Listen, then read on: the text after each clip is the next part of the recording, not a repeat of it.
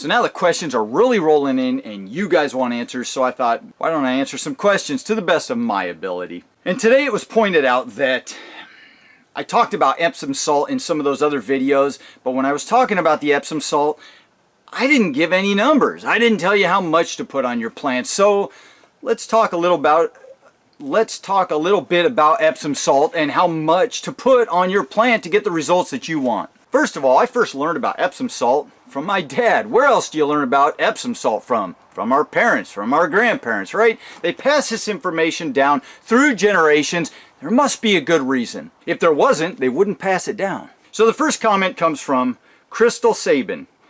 How should you apply the Epsom salt? I must have missed that part. No, Crystal, you didn't miss anything. I completely forgot to even mention that part. So we're going to talk about it. And then I got another question, same question basically. Doggy Mama. She said, how much Epsom salt? I have a hydrangea that has one big beautiful bloom each year, LOL. One big beautiful bloom. Well, at least it's big and beautiful. Thank you, Doggy Mama. So how much Epsom salt do I add? Well, we're going to look at that right now. Here is the Epsom salt that I have. I bought this stuff a couple of years ago, I believe. It's still about 3/4 full, or at least 2/3 full. I can do fractions. And it lasts forever. So I've used this a little bit on outdoor plants, but not a whole lot. I mainly use this on my indoor plants for my house plants that I've got going on. You guys have seen my videos through the winter. Then this is what I add into my fertilizer mixes. And I usually do almost always, like 99% of the time, add this stuff into my indoor fertilizers. Why do I do that? Because Epsom salt is basically magnesium and sulfur. And those two nutrients have a tendency to become depleted in soil, especially in potting soil in indoor plants, because there's nowhere else for that nutrient to come from. You know, there's no other soil around. So you've got to supply everything that that plant needs right in whatever fertilizer you're giving them.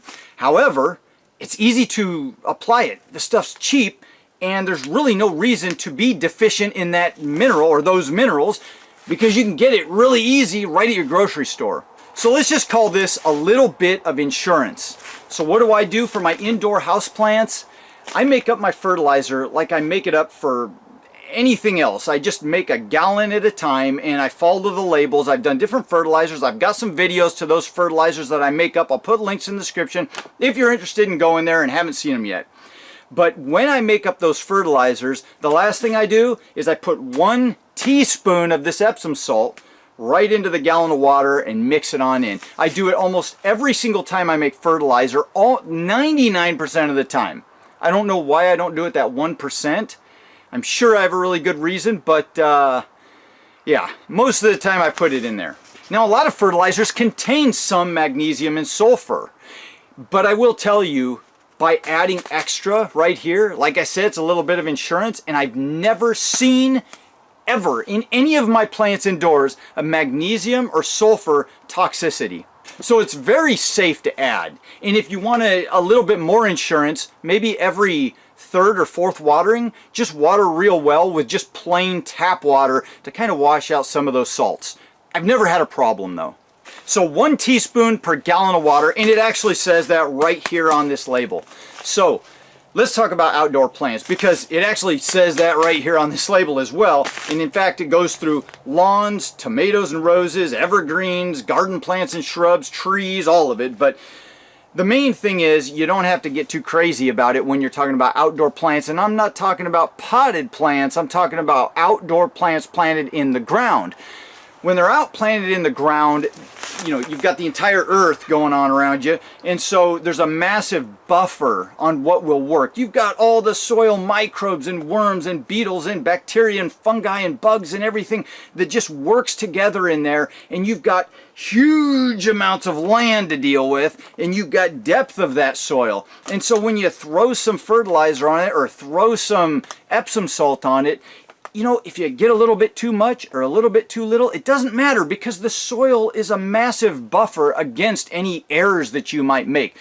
Versus potted plants, you do a little too much or a little too little, you're going to notice it because you're supplying everything for that plant.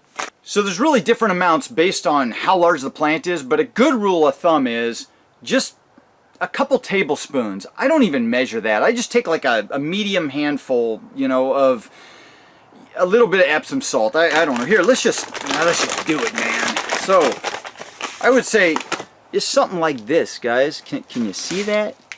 Can you see that in my hand? There we go. Open that up. Yeah, 2 tablespoons, about something like that. You just get it in your hand and just sprinkle it around the roots. Not right at the stalk of the plant, but all around the base there. And then you can water it and just let it slowly break down and leach into the soil over time. That's all you need to do. If you're talking about a massive tree, heck, you might need a couple big handfuls of this stuff, but you know, by then the tree has got strong, good roots and it's growing great right into the ground, so you really don't need to do much anything with that. But just for your basic shrubs and things around the house, if you're trying to make sure they've got what they need, or you want them to green up a little bit more, or just make sure they've got enough magnesium and sulfur, just sprinkle a little bit around them. You don't need to measure that out.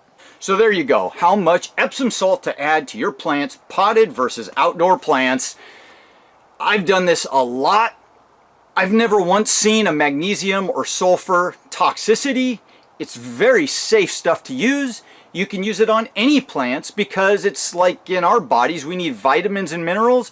The plants do too. This is just a vitamin or mineral. It's not a macronutrient. It's a catalyst that helps the plant to take up and use the macronutrients that it needs to grow and produce. So if you haven't used this stuff, just stop by your local grocery store, pick up a bag, and you guys cannot go wrong with this stuff. I've seen a lot of great things with it. In fact, we're going to have to do a fertilizer comparison video with Epsom salt. We've done one in the past. I'll put a link in the description below, but it wasn't specifically focused on Epsom salt, and I think it's getting to be about time because I know that this is such a massive, huge topic that people love to talk about and have different opinions on. So go get you some Epsom salt and have some fun. Well, I hope you guys liked that one. If you did, hit the like button. Subscribe if you want to follow along, because this is a fantastic gardening channel and you want to see more videos. Have an awesome week, guys, and I'll see you in the next video. Adios.